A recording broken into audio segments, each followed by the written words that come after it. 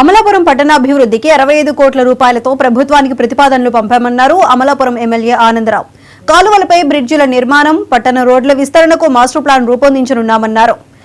యానాం సముద్ర బీచ్ లో పర్యాటక అభివృద్ధికి ప్రణాళిక రూపొందించామన్నారు. Amalapuram urban development authority chairman గా అల్లాడ స్వామినాయుడు ఈ నెల 18న ప్రమాణ స్వీకారం చేస్తారన్నారు ఎమ్మెల్యే ఆనందరావు.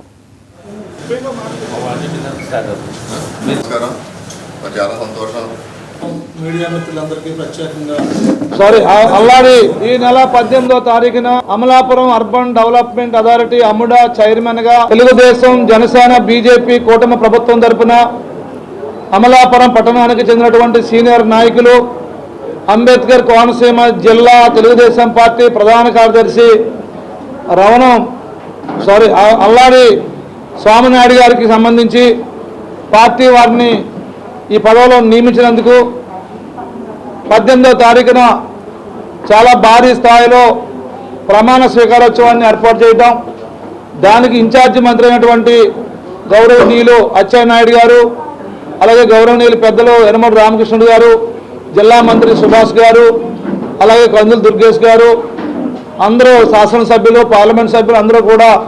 ఈ కార్యక్రమానికి రాబోతున్నారు. మరి 18వ తారీఖుని ఆ ప్రమాణ స్వీకారం ఉంది కాబట్టి మరి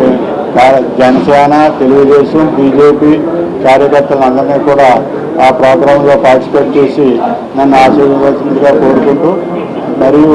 ఈ అర్బన్ డెవలప్మెంట్ అథారిటీకి విధి విధానాలు త్వరలోనే తెలుసుకుని మాది ఒక ప్రెస్ మీట్లో మిమ్మల్ని అందరినీ కలుస్తాను.